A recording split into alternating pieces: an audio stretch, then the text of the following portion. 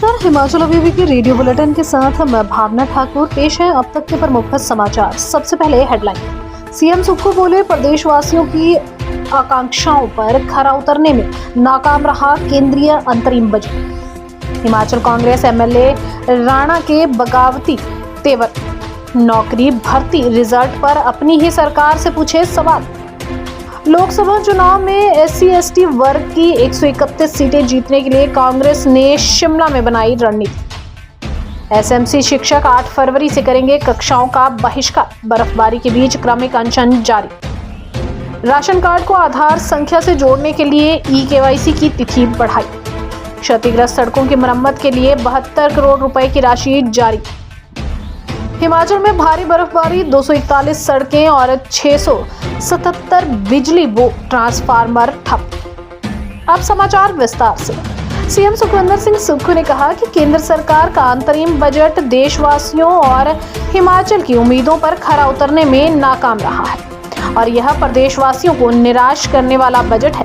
इसे पिछले बजट का दोहराव करार देते हुए उन्होंने कहा कि वित्त मंत्री की ओर से प्रस्तुत अंतरिम बजट भाषण में कोई भी नई बात नहीं कही गई। सीएम ने कहा कि गत बरसात में हिमाचल में आई प्राकृतिक आपदा के बाद प्रदेशवासियों को केंद्र सरकार से विशेष आर्थिक पैकेज की उम्मीद थी, लेकिन इसका भी कोई जिक्र इसमें नहीं है।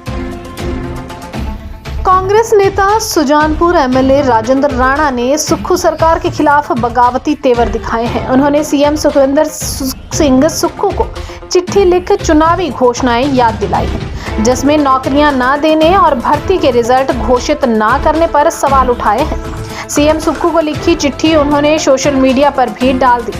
एमएलए राणा ने सीएम सुक्खू को लिखा, लंबे समय से भर्तियों के परिणाम रुके होने से हजारों युवा परेशान और बेचैन हैं। वे बेसब्री से रिजल्ट का इंतजार कर रहे हैं। देरी के कारण कुछ युवा ओवरेज हो रहे हैं। अनुसूचित जाति और अनुसूचित जनजाति वर्ग के लिए देश में आरक्षित लोकसभा की 131 सीटों को जीतने के लिए कांग्रेस ने गुरुवार को राजधानी शिमला में रणनीति बनाई। इनमें अनुसूचित जाति की 47 और अनुसूचित जनजाति के लिए 84 सीटें आरक्षित हैं। प्रदेश कांग्रेस मुख्यालय राजीव भवन में हुई कांग्रेस के SC/ST विभाग की राष्ट्रीय कार्यकारिणी की बैठक में 100 दिन की योजना तैयार की गई। युवा नेतृत्व तैयार करने, नेतृत्व विकास योजना के तहत जमीनी स्तर पर कार्यकर्ताओं को एक्टिव करने और नए सदस्य जोड़ने का भी मंथन हुआ। शेष समाचार ब्रेक के बाद। आपके स्वास्थ्य का प्रहरी श्री बालाजी हॉस्पिटल कांगड़ा हिमाचल।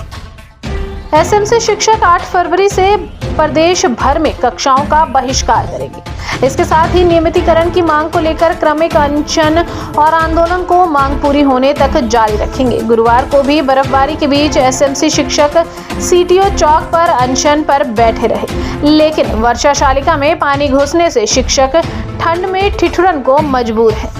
संघ ने राजधानी में चल रहे अपने क्रमिक अनशन को जारी रखने के बाद 8 से सभी स्कूलों में शिक्षण कार्य का बहिष्कार करने का ऐलान कर दिया है। खाद्य नागरिक आपूर्ति एवं उपभोक्ता मामले विभाग ने राशन वितरण में पारदर्शिता लाने के दृष्टिगत उपभोक्ताओं के राशन कार्डों में उनकी आधार संख्या पंजीकृत करने के लिए eKYC की तिथि को 29 फरवरी 2024 तक बढ़ा दिया है। विभाग की प्रवक्ता ने बताया कि इस माध्यम से यह भी सुनिश्चित किया जा रहा है कि राशन कार्ड में दर्ज व्यक्ति का नाम, जन्म तिथि तथा लिंग आधार में दर्ज डाटा के अनुसार ही हो। किसी कारणवश पंजीकरण न करने सकने वाले उपभोक्ताओं से आग्रह किया है कि वे निर्धारित तिथि तक eKYC प्रक्रिया अवश्य पूरी कर लें। लोक निर्माण मंत्री विक्रमादित्य सिंह ने आज यहां बताया कि प्रदेश में गत बरसात के दौरान भारी वर्षा से क्षतिग्रस्त सड़कों की मरम्मत के लिए राष्ट्रीय आपदा प्रतिक्रिया कोष के तहत 72 करोड़ रुपए की राशि जारी की गई है। उन्होंने कहा कि यह राशि प्रदेश के विभिन्न क्षेत्रों में क्षतिग्रस्त सड़कों की मरम्मत पर व्यय की जाएगी तथा इसके तहत प्रत्येक विधानसभा क्षेत्र के लिए 1-1 करोड़ रुपए का प्रावधान किया गया है। हिमाचल प्रदेश में ऑरेंज अलर्ट के बीच तीसरे दिन भी बारिश बर्फबारी का दौर जारी है। प्रदेश के ऊंचाई वाले क्षेत्रों में बारिश दर्ज हुई है। हिमाचल प्रदेश की राजधानी शिमला में इस सीजन व नए साल की पहली बर्फबारी हुई है। रिज व मॉल रोड पर मौजूद सैलानी बर्फ के फाहे गिरते देख झूम उठे। चंबा के खजियार में सीजन की पहली बर्फबारी हुई है। जिले के चुराह, भरमौर, पांगी, डलहौजी में बर्फबारी लगातार जारी है। जनजातीय क्षेत्र पांगी का संपर्क अन्य भागों से कट गया है। इसी के साथ समाचार समाप्त हुए। नमस्कार।